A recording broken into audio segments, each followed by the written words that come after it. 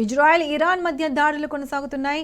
Tehran ప్రధాన ఆర్థిక జీవనాడి అయిన ది సౌత్ పార్ట్స్ క్షేత్రంపై ఇజ్రాయెల్ దాడి చేసింది. ఇది ప్రపంచంలోనే అతిపెద్ద గ్యాస్ క్షేత్రం.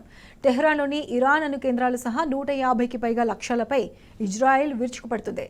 టెల్ అవీవ్ దాడుల్లో షెహ్రాన్లోని భారీ గ్యాస్ క్షేత్రం కూడా ధ్వంసమైనట్లు ఇరాన్ చమురు మంత్రిత్వ శాఖ అధికారులు తెలిపారు.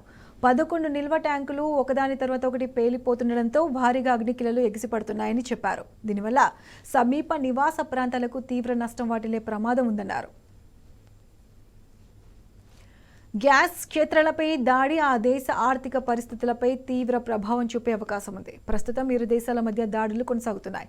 తాజా దాడుల్లో ఇజ్రాయెల్ క్షిపణి ఓ నివాస భవనాన్ని లక్ష్యంగా చేసుకోవడంతో 29 మంది పిల్లలతో సహా 60 మంది మరణించినట్లు ఇరాన్ అధికారులు తెలిపారు. ఇజ్రాయెల్లోని గల్లీవలీ ప్రాంతంలో ఒక అపార్ట్మెంట్ భవనంపై టెహ్రాన్ చేసిన ప్రతిదాడుల్లో 4 పౌరులు ప్రాణాలు కోల్పోయారు.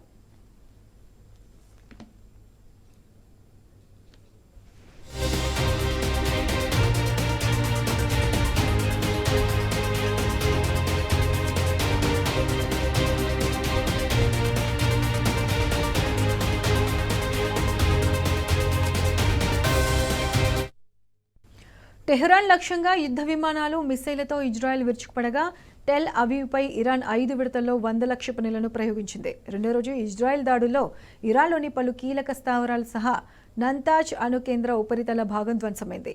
నేలి మాలిగలో ఉన్న ఈ అణు శుద్ధి కేంద్రం ఇరాన్కు అత్యంత కీలకమైంది. టెహ్రాన్కు 100 కిలోమీటర్ల దూరంలో ఉన్న ఫోర్దో అణు శుద్ధి కేంద్రంలోనూ పేలుళ్లు సంభవించాయి.